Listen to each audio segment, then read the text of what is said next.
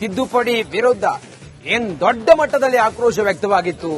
ಇವತ್ತು ಸುಪ್ರೀಂ ಕೋರ್ಟ್ನಲ್ಲಿ ಅದರ ವಿಚಾರಣೆ ನಡೀತು. ಅದರಲ್ಲಿ ಸುಪ್ರೀಂ ಕೋರ್ಟ್ ಬಹಳ ಸ್ಪಷ್ಟವಾಗಿ ಹೇಳಿತು, ದಾಖಲೆ ಇಲ್ಲದೆ ಕೇವಲ ಬಳಕೆ ಕಾರಣಕ್ಕೆ ಹಕ್ಕು ಸಾಧಿಸಲಾಗದು.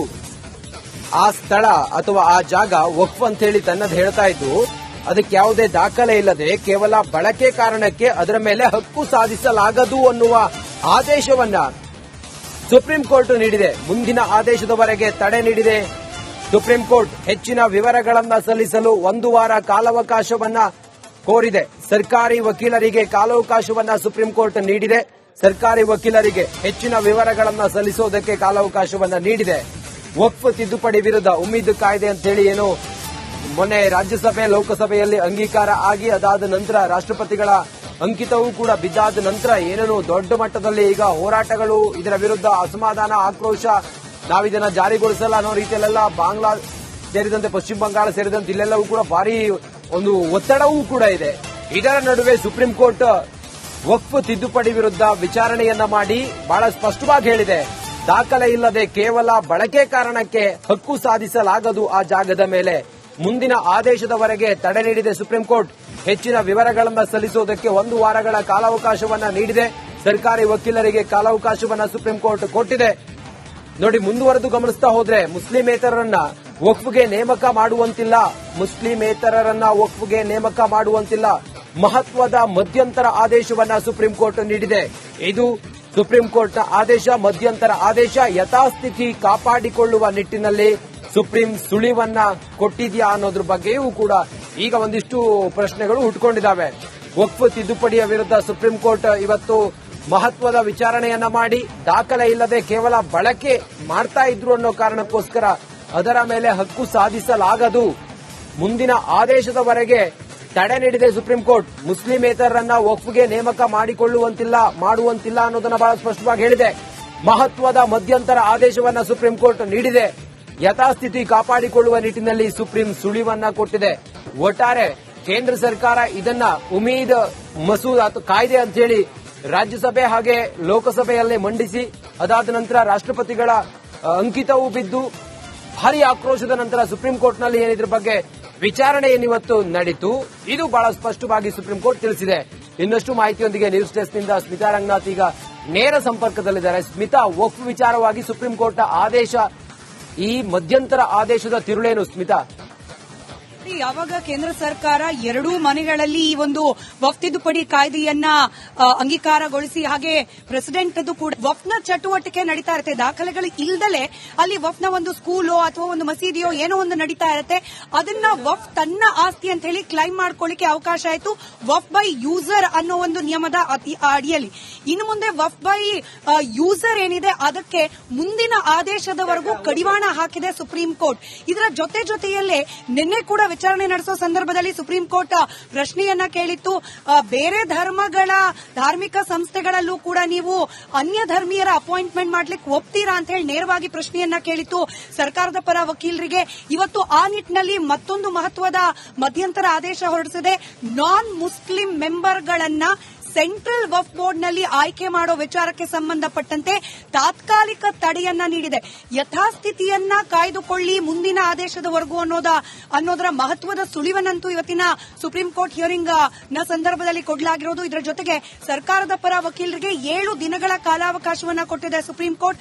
ಮತ್ತಷ್ಟು ದಾಖಲೆಗಳನ್ನ ಸಬ್ಮಿಟ್ ಮಾಡೋ ಸಲುವಾಗಿ ಇವತ್ತಿನ ಇಂಟ್ರೀಮ್ ಆರ್ಡರ್ ನ ಬಿಗ್ಗೆಸ್ಟ್ ಟೇಕ್ ಅವೈಸ್ ಅಂದ್ರೆ 2 ರಂಜಿತ್. ಒಂದು ವಕ್ಫ್ ಬೈ ಯೂಸರ್ ಏನಿದೆ, ಮುಂದಿನ ವಿಚಾರಣೆ ಮುಂದಿನ ಆದೇಶದವರೆಗೂ ಅದಕ್ಕೆ ತಾತ್ಕಾಲಿಕ ತಡೆ, ಹಾಗೆ ಇದರ ಜೊತೆಯಲ್ಲಿ 2ನೇದು ನಾನ್ ಮುಸ್ಲಿಮೇತರ ಮೆಂಬರ್ಗಳನ್ನ ಸೆಂಟ್ರಲ್ ವಕ್ಫ್ ಬೋರ್ಡ್ಗೆ ಆಯ್ಕೆ ಮಾಡಿಕೊಳ್ಳೋದಕ್ಕೆ ತಡೆಯನ್ನ ನೀಡಲಾಗಿದೆ. ಮುಂದಿನ ವಿಚಾರಣೆ ಅತ್ಯಂತ ಮಹತ್ವದಾಗತ್ತೆ, ಯಾಕಂದ್ರೆ ಇನ್ನೊಂದಷ್ಟು ಬದಲಾವಣೆಗಳನ್ನ ಕೇಂದ್ರ ಸರ್ಕಾರ ಈ ವಕ್ಫ್ ಕಾಯ್ದೆಯಲ್ಲಿ ತಂದಿರತಕ್ಕಂಥದ್ದು, ಅದೆಲ್ಲವನ್ನ ಬಿಡಿಯಾಗಿ ವಿಚಾರಣೆಗೆ ಕೈಗೆತ್ತಿಕೊಂಡಿರುವ ಸುಪ್ರೀಂ ಕೋರ್ಟ್ ಇದನ್ನು ಯಾವ ರೀತಿ ಗಮನಿಸುತ್ತೆ, ಕೇಂದ್ರ ಸರ್ಕಾರ ತರಲಿಕ್ಕೆ ಹೊರಟಿರುವ ಈ ಬದಲಾವಣೆಗೆ ಸುಪ್ರೀಂ ಕೋರ್ಟ್ನ ಮಾನ್ಯತೆ ಸಿಗುತ್ತಾ ಇಲ್ವಾ ಅನ್ನೋ ಕುತೂಹಲದ ಘಟ್ಟಕ್ಕೆ ಇವತ್ತಿನ ಮಧ್ಯಂತರ ಆದೇಶ ಬಂದು ತಲುಪಿದೆ. ರಂಜಿತ್, ಇದು ಕೇಂದ್ರ ಸರ್ಕಾರದ ಪರವಾಗಿದೆ ಅಂತನಾ ಈ ಮಧ್ಯಂತರ ಆದೇಶ, ಅಥವಾ ಹೇಗೆ ಏನು? ವಕ್ಫ್ ತಿದ್ದುಪಡಿ ವಿರುದ್ಧ ಏನ್ ದೊಡ್ಡ ಮಟ್ಟದಲ್ಲಿ ಆಕ್ರೋಶ ವ್ಯಕ್ತವಾಗಿತ್ತು. ಇವತ್ತು ಸುಪ್ರೀಂ ಕೋರ್ಟ್ನಲ್ಲಿ ಅದರ ವಿಚಾರಣೆ ನಡೀತು. ಅದರಲ್ಲಿ ಸುಪ್ರೀಂ ಕೋರ್ಟ್ ಬಹಳ ಸ್ಪಷ್ಟವಾಗಿ ಹೇಳಿತು, ದಾಖಲೆ ಇಲ್ಲದೆ ಕೇವಲ ಬಳಕೆ ಕಾರಣಕ್ಕೆ ಹಕ್ಕು ಸಾಧಿಸಲಾಗದು.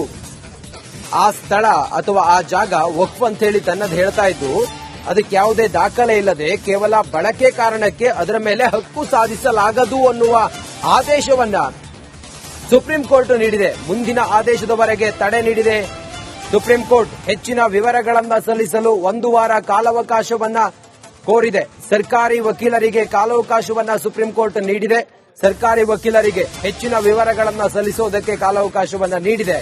ವಕ್ಫ್ ತಿದ್ದುಪಡಿ ವಿರುದ್ಧ ಉಮ್ಮೀದ್ ಕಾಯ್ದೆ ಅಂತೇಳಿ ಏನು ಮೊನ್ನೆ ರಾಜ್ಯಸಭೆ ಲೋಕಸಭೆಯಲ್ಲಿ ಅಂಗೀಕಾರ ಆಗಿ ಅದಾದ ನಂತರ ರಾಷ್ಟ್ರಪತಿಗಳ ಅಂಕಿತವೂ ಕೂಡ ಬಿದ್ದಾದ ನಂತರ ಏನೇನು ದೊಡ್ಡ ಮಟ್ಟದಲ್ಲಿ ಈಗ ಹೋರಾಟಗಳು, ಇದರ ವಿರುದ್ಧ ಅಸಮಾಧಾನ, ಆಕ್ರೋಶ, ನಾವಿದನ್ನ ಜಾರಿಗೊಳಿಸಲ್ಲ ಅನ್ನೋ ರೀತಿಯಲ್ಲೆಲ್ಲ ಬಾಂಗ್ಲಾ ಸೇರಿದಂತೆ ಪಶ್ಚಿಮ ಬಂಗಾಳ ಸೇರಿದಂತೆ ಇಲ್ಲೆಲ್ಲವೂ ಕೂಡ ಭಾರಿ ಒಂದು ಒತ್ತಡವೂ ಕೂಡ ಇದೆ.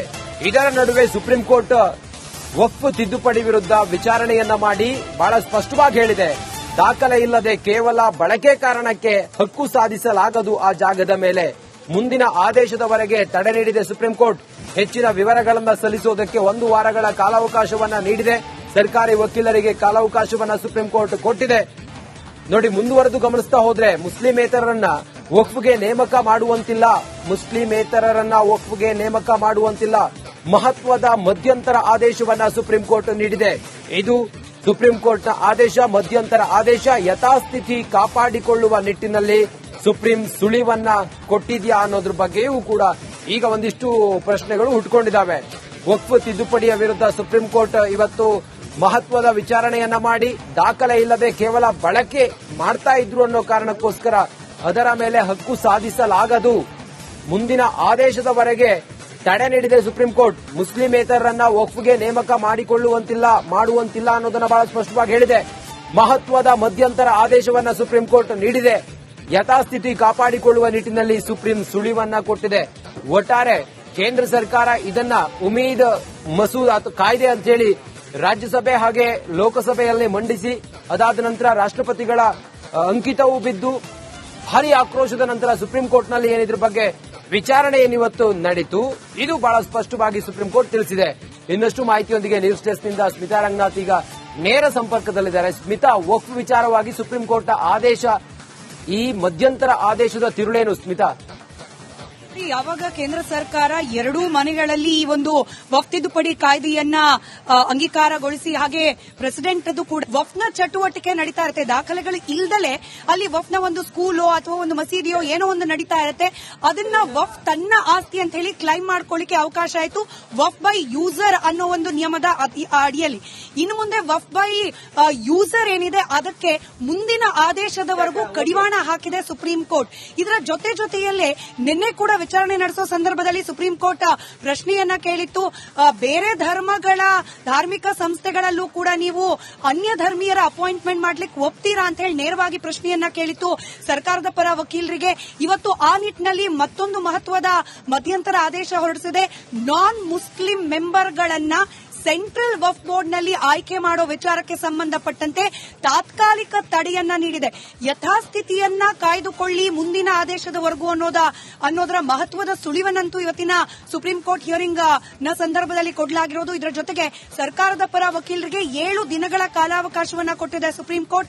ಮತ್ತಷ್ಟು ದಾಖಲೆಗಳನ್ನ ಸಬ್ಮಿಟ್ ಮಾಡೋ ಸಲುವಾಗಿ ಇವತ್ತಿನ ಇಂಟ್ರೀಮ್ ಆರ್ಡರ್ ನ ಬಿಗ್ಗೆಸ್ಟ್ ಟೇಕ್ ಅವೈಸ್ ಅಂದ್ರೆ 2 ರಂಜಿತ್. ಒಂದು ವಕ್ಫ್ ಬೈ ಯೂಸರ್ ಏನಿದೆ ಮುಂದಿನ ವಿಚಾರಣೆ ಮುಂದಿನ ಆದೇಶದವರೆಗೂ ಅದಕ್ಕೆ ತಾತ್ಕಾಲಿಕ ತಡೆ, ಹಾಗೆ ಇದರ ಜೊತೆಯಲ್ಲಿ 2ನೇದು ನಾನ್ ಮುಸ್ಲಿಮೇತರ ಮೆಂಬರ್ಗಳನ್ನ ಸೆಂಟ್ರಲ್ ವಕ್ಫ್ ಬೋರ್ಡ್ಗೆ ಆಯ್ಕೆ ಮಾಡಿಕೊಳ್ಳೋದಕ್ಕೆ ತಡೆಯನ್ನ ನೀಡಲಾಗಿದೆ. ಮುಂದಿನ ವಿಚಾರಣೆ ಅತ್ಯಂತ ಮಹತ್ವದಾಗತ್ತೆ, ಯಾಕಂದ್ರೆ ಇನ್ನೊಂದಷ್ಟು ಬದಲಾವಣೆಗಳನ್ನ ಕೇಂದ್ರ ಸರ್ಕಾರ ಈ ವಕ್ಫ್ ಕಾಯ್ದೆಯಲ್ಲಿ ತಂದಿರತಕ್ಕಂಥದ್ದು, ಅದೆಲ್ಲವನ್ನ ಬಿಡಿಯಾಗಿ ವಿಚಾರಣೆಗೆ ಕೈಗೆತ್ತಿಕೊಂಡಿರುವ ಸುಪ್ರೀಂ ಕೋರ್ಟ್ ಇದನ್ನು ಯಾವ ರೀತಿ ಗಮನಿಸುತ್ತೆ, ಕೇಂದ್ರ ಸರ್ಕಾರ ತರಲಿಕ್ಕೆ ಹೊರಟಿರುವ ಈ ಬದಲಾವಣೆಗೆ ಸುಪ್ರೀಂ ಕೋರ್ಟ್ನ ಮಾನ್ಯತೆ ಸಿಗುತ್ತಾ ಇಲ್ವಾ ಅನ್ನೋ ಕುತೂಹಲದ ಘಟ್ಟಕ್ಕೆ ಇವತ್ತಿನ ಮಧ್ಯಂತರ ಆದೇಶ ಬಂದು ತಲುಪಿದೆ. ರಂಜಿತ್, ಇದು ಕೇಂದ್ರ ಸರ್ಕಾರದ ಪರವಾಗಿದೆ ಅಂತನಾ